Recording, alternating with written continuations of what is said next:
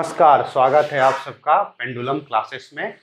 तो हम एक नया सीरीज है फंडामेंटल ऑफ फिजिक्स, यानी भौतिकी के मूलभूत नियम।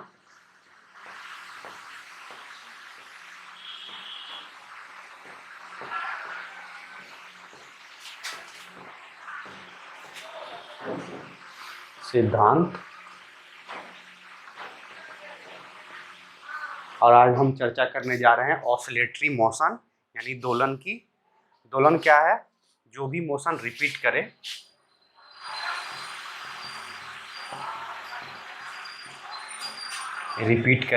जैसे कि एक पेंडुलम है जो हमेशा जो कि घड़ी में लगा रहता है, वो जो कि मोशन रिपीट करता है एक पॉइंट से दूसरे पॉइंट तक।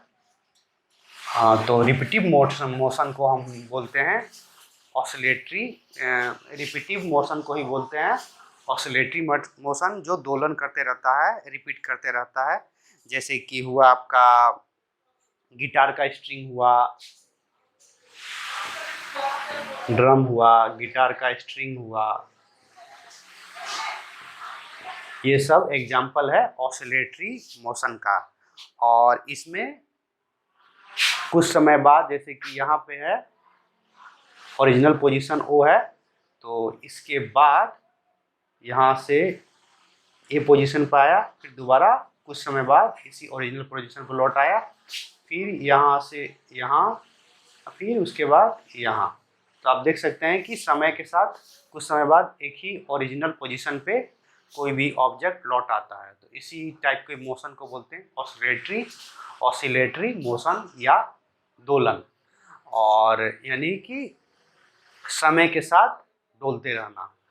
और इसका सबसे बड़ा एग्जांपल होता है ड्रम जो हम बजाते हैं, या स्ट्रिंग, गिटार का स्ट्रिंग, कोई भी स्ट्रिंग ले लेते हैं, गिटार का कोई भी स्ट्रिंग, या फिर यदि पत्थर मारते हैं पानी में तो आपको दिख सकता है ऑसिलेटरी मोशन, वेव टाइप का, इस तरह का मोशन। तो ये सब एग्जांपल है ऑसिलेटरी मोशन का। और इसमें सबसे सिंपल एग्जांपल होता है आपका simple harmonic motion.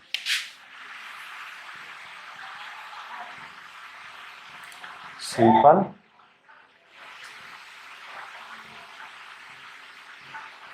Harmonic motion.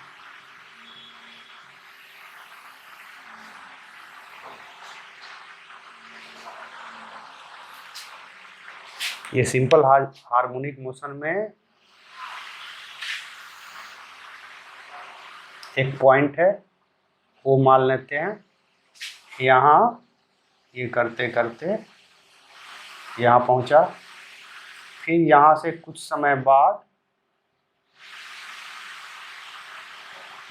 यहाँ पहुँचा, फिर यहाँ से कुछ समय बाद यहाँ पहुँचा, यानी ऑसिलेट करता है। एक सिंपल पार्टिकल जो कि समय के साथ एक फिक्स पॉइंट के बीच में ऑसिलेट करता है, इसी को बोलते हैं सिंपल हार्मोनिक मोशन।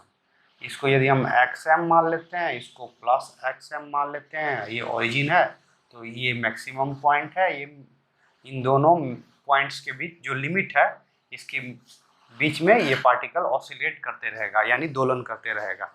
इसी को बोलते हैं सिंपल हार्मोनिक मोशन। और सिंपल हार्मोनिक मोशन में एक सबसे क्या बोला जा सकता है कि आपका एक कंसेप्ट है फ्रीक्वेंसी।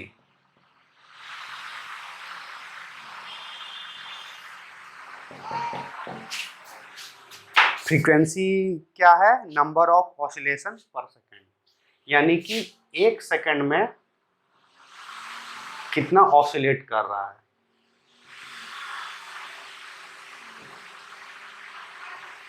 तो इसको बोलते हैं फ्रीक्वेंसी, इसको बोलते हैं एफ जो है फ्रीक्वेंसी है, यानी कि कोई भी ऑसिलेट करने वाला, दोलन करने वाला कोई भी ऑब्जेक्ट एक सेकंड में कितनी बार ऑसिलेट करता है, इसी को बोलते हैं फ्रीक्वेंसी। और इसको हर्ट्ज में मापा जाता है, यानी 1/सेकंड। और एक फुल साइकिल पूरा करता है, उस एक फुल साइकिल पूरा करने में जितना समय में लगता है उसको बोलेंगे पीरियड टी, यानी टाइम पीरियड टी। और time period T equal to 1/f, यानी फ्रीक्वेंसी का ये रेसिप्रोकल है। टाइम पीरियड टी यानी एक फुल साइकिल पूरा करने में जितना समय लगेगा, यानी ओरिजिनल पोजीशन में पहुंचने में जितना वक्त लगता है एक फुल, जैसे कि यहाँ है, यहाँ गया, यहाँ से यहाँ आया, तो एक फुल साइकिल पूरा करने में ओरिजिनल पोजीशन पे पहुंचने में जितना टाइम लगेगा उसको बोलते हैं टाइम पीरियड पी। और टी क्या होता है? सिंपली फ्रीक्वेंसी का उल्टा 1/f। तो इसी यही है आपका टाइम पीरियड टी।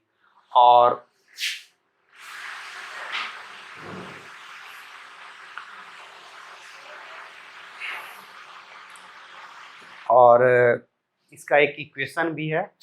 तो मैक्सिमम पॉइंट है आपका -xm और मिनिमम पॉइंट है +xm और -xm, और ये है t, ये है आपका 0। तो ये हुआ आपका डिस्प्लेसमेंट है, displacement maximum xm to -xm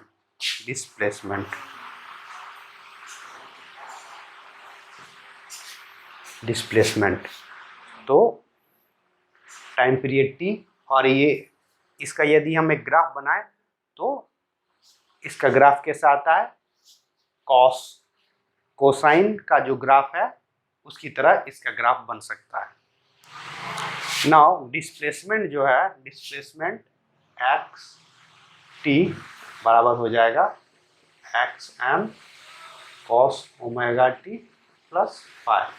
ये है आपका ऑसिलेटरी मोशन का इक्वेशन, जहाँ पे xm जो है एम्पलीट्यूड है, ये डिस्प्लेसमेंट है, फुल डिस्प्लेसमेंट, ये ओमेगा है एंगुलर फ्रीक्वेंसी,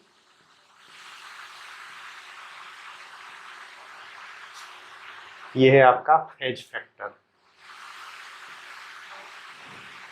और फेज कांस्टेंट फाई, और ये आपका टाइम है। तो यही है आपका इक्वेशन ऑसिलेटरी मोशन के लिए xm cos omega T plus phi. और ये अब इसी, और ये इसका ग्राफ बनेगा cos, और ये जो ओमेगा टी प्लस फाई है इसको बोलेंगे हम फेज। हाँ, तो यही है आपका equation of motion for the oscillatory motion. अब ध्यान देने की बात है कि ये xt जो है, xt equal to xm cos omega T plus phi. तो हम मान लेते हैं शुरू में कि फेज फाई जो है 0 है, यानी कि xt equal to xm cos omega T. अब हम जानते हैं कि टाइम पीरियड t के बाद कोई भी ऑसिलेटरी मोशन या दोलन रिपीट करने लगता है। इसका मतलब ये है कि xt जो है x plus T plus T, यानी टाइम पीरियड दोनों बराबर होगा। क्यों? क्योंकि t टाइम पीरियड के बाद ओरिजिनल पोजीशन पे कोई भी पार्टिकल जो ऑसिलेट कर रहा है वो लौट आता है, यानी xm cos ओमेगा टी हम लिख सकते हैं equal to xm cos omega T plus T. ये हम इस तरह भी हम आराम से लिख सकते हैं। और हम ये भी जानते हैं कि 2 पाई यानी 360 डिग्री के बाद कोसाइन जो रिपीट करता है 360 डिग्री के बाद, इसका मतलब हम ये यदि कैंसिल कर दिए तो omega T plus 2 pi equal to omega T plus T, ऐसा हम लिख सकते हैं। और omega T plus 2 pi equal to omega T plus omega T, और omega equal to 2 pi divided by T. ये हुआ आपका एंगुलर फ्रीक्वेंसी का formula. Angular frequency equal to 2 pi divided by time period. Angular frequency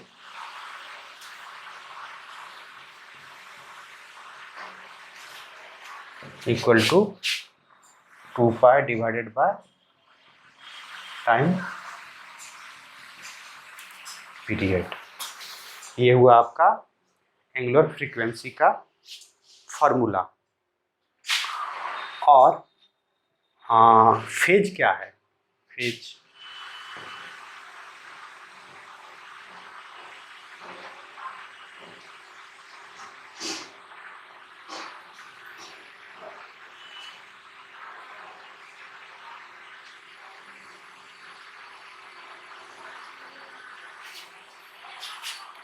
ये point मान लेते हैं ए, ये हुआ आपका बी, ये हुआ सी, ये हुआ डी, ये हुआ ई।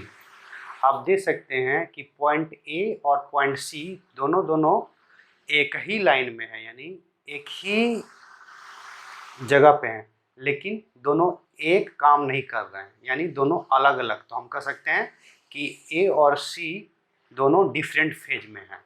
लेकिन यदि हम ई पॉइंट पे ध्यान दें, पॉइंट ई यहाँ पे और यहाँ पे, तो दोनों सेम टाइम और सेम पोजीशन, तो सेम टाइम और सेम पोजीशन, तो हम कह सकते हैं कि A and E in phase. तो फेज क्या है? सेम टाइम और सेम पोजीशन पे जो पार्टिकल जो ऑसिलेट कर रहा है वो इन फेज। और यदि ए और सी को ले लें वो आउट ऑफ द फेज। उसी तरह बी और D in the opposite out of the phase. और उसी तरह बी और ई एफ, ये दोनों बी और एफ सेम फेज। तो फेज को इनसाइनिक विथ ईच अदर, इसको बोलते हैं फेज। और जो टाइम और पोजीशन में दोनों अलग अलग हैं तो उसको बोलते हैं आउट ऑफ द फेज। यही है फेज का डिफिनेशन। अब X T equal to X M cos omega T plus five. यदि हम इसको डिफ्रेंशिएट करते हैं विथ रिस्पेक्ट टू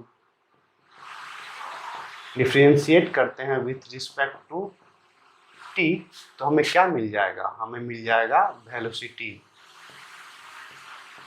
v, तो माइनस एक्स एम ओमेगा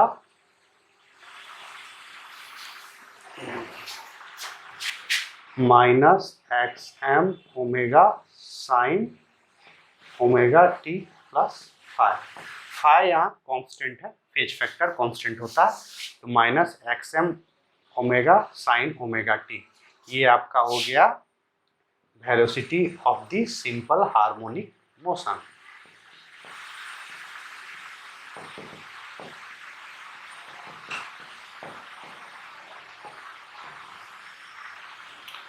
और माइनस एक्स एम ओमेगा को हम कह सकते हैं वेलोसिटी एम्पलीट्यूड। जो वेलोसिटी का जो एम्पलीट्यूड है वो बताता आपका ये minus X M omega equal to velocity amplitude. यदि हम इसको फिर से डिफरेंशिएट करें तो हमको मिल जाएगा acceleration of the dv by dt, acceleration of the simple harmonic motion. तो कितना हो जाएगा? Minus X M omega square cos omega T plus five. तो a बराबर माइनस ओमेगा स्क्वायर एक्स। ये हुआ आपका सिंपल हार्मोनिक मोशन का एक्सप्रेशन, क्योंकि x equal to X M cos omega T plus five, तो X M cos omega T plus five हम substitute करते हैं इसको इसमें, तो हमको मिल जाएगा माइनस ओमेगा स्क्वायर एक्स। तो ये हुआ आपका expression of the simple harmonic motion. और इसको हम बोल सकते हैं, ये एक्स एम ओमेगा स्क्वायर को बोल सकते हैं acceleration amplitude, acceleration amplitude, acceleration amplitude. तो ये हमेशा नेगेटिव होता है, यानी कि इसको कह सकते हैं कि डिस्प्लेसमेंट के ऑपोजिट होता है। डिस्प्लेसमेंट पॉजिटिव है तो ये नेगेटिव हो जाएगा। तो A equal to minus omega omega square X, तो यही है आपका। तो हम ये भी कह सकते हैं कि एक्सेलरेशन जो है ना प्रोपोर्शनल है एक्स के, यानी प्रोपोर्शनल टू डिस्प्लेसमेंट, लेकिन साइन जो है अपोजिट होगा। X acceleration of the simple harmonic motion is proportional to the its displacement but in the opposite sign. तो ये है कुछ ऑसिलेटिव मोशन का कुछ तथ्य या कुछ कंसेप्ट, जैसे कि ऑसिलेटिव मोशन का इक्वेशन है, और ये सब frequency, amplitude, angular frequency, time period, ये सब कुछ फंडामेंटल्स है ऑसिलेटरी मोशन के।